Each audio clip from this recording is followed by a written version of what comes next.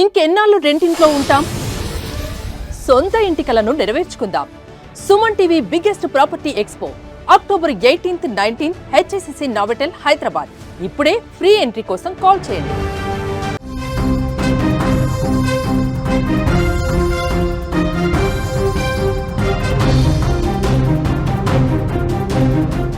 Janagama sub జైల్లో remand ఖైదీ ఆత్మహత్య చేసుకున్నట్లుగా మనకి బ్రేకింగ్ న్యూస్ తెలుస్తోంది. బ్రేకింగ్ న్యూస్ చూసే ముందు ఒక బిగ్ అప్డేట్ అయితే చూద్దాం. హైదరాబాద్ మొత్తంలో ఉన్న బెస్ట్ ప్రాపర్టీస్ అన్నింటినీ ఒకే వేదికపైకి తీసుకొస్తుంది సుమన్ టీవీ. అక్టోబర్ 18, 19వ తేదీన హెచ్ఎస్సిసి నోవాటెల్లో జరిగే సుమన్ టీవీ ప్రాపర్టీ ఎక్స్పోలో best flats, villas, open plots, Deepavali offers and discounts తో అందుబాటులో ఉంటాయి. మీరు విజిట్ చేసి ప్రతి గంటకి ఒక గోల్డ్ కాయిన్ గెలుచుకునే ఛాన్స్ కూడా ఉంటుంది. ఫ్యామిలీతో రండి, మీ డ్రీమ్ ప్రాపర్టీని సొంతం చేసుకోండి. ఇప్పుడు అసలు బ్రేకింగ్ లోకి వెళ్ళి చూస్తే జనగామ జిల్లాలోని సబ్ జైల్లో రిమాండ్ ఖైదీ ఆత్మహత్య చేసుకోవడం ఇప్పుడు కలకలం రేపుతూ ఉంది. దీంతో జనగామ సబ్ జైలు వద్ద మృతుడి కుటుంబ సభ్యులైతే ఆందోళనకు దిగడం జరిగింది. దీంతో అక్కడ స్థానికంగా ఉద్రిక్త వాతావరణం కూడా నెలకొన్నట్లుగా అయితే మనకి సమాచారం అందుతూ ఉంది.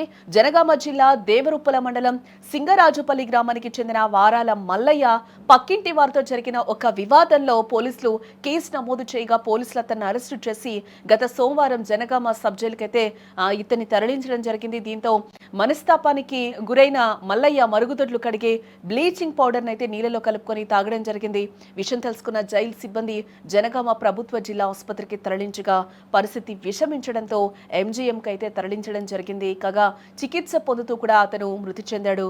మరో విషయం తెలుసుకున్న కుటుంబ సభ్యులు కూడా బంధువులు, గ్రామస్తులు తమకు న్యాయం చేయాలని, మృతికి కారణమైన వారిపై చట్టపరమైన చర్యలు తీసుకోవాలని కూడా డిమాండ్ చేస్తూ పెద్ద ఎత్తున జైలు వద్దకు చేరుకొని ఆందోళన నిర్వహించారు.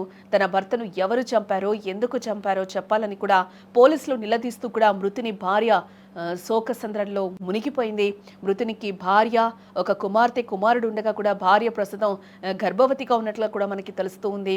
ఈ విషయం తెలుసుకున్న జనగామ డీసీపీ పోలీసులు సబ్ జైలు వద్దకు చేరుకుని కేసు నమోదు చేసి మృతికి గల కారణాన్ని అయితే కనిపెట్టి చర్యలు తీసుకుంటామని హామీ ఇవ్వడంతో కుటుంబ సభ్యులందరూ కూడా ఆందోళన విరమించారు.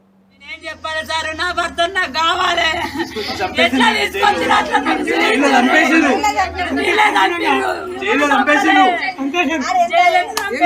అయ్యా నాకు బుధవారం రోజు తీసుకెళ్ళింది సార్. తీసుకెళ్తే మేము నిన్న బెయిల్ కోసం వెళ్ళింది సార్. బెయిల్ కూడా వచ్చిందంట సార్. సైన్ పెట్టే టైం కంటే ఆ మేడం కు ఫోన్ వచ్చిందంట సార్. ఫోన్ వచ్చి నాకేదో ఫోన్ వచ్చింది, అటెంతో నేను వెళ్తున్నా, మండే రోజు రమ్మన్నారంట సార్. ఆ ఫోన్ కాల్ కూడా కేసు పెట్టిన వ్యక్తి తన పర్పస్ లో లంచం పెట్టి ఆ జైలు అధికారులను కూడా కొన్నాడు సార్.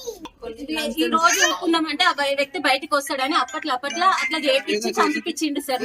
మా అన్నని జైలు అధికారులే మా అన్నని చంపారు సార్.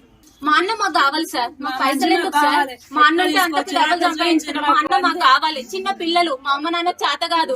రేపు వాళ్ళ భవిష్యత్తు ఏంది? వాళ్ళ నొవ్వలు జాదాలి, వీళ్ళ నొవ్వలు జాదాలి. మా అన్న మాకు కావాలి సార్. ఎట్లా తీసుకెళ్లిన వాళ్ళు అట్లా మా అన్నని మాకు తీసుకురండి.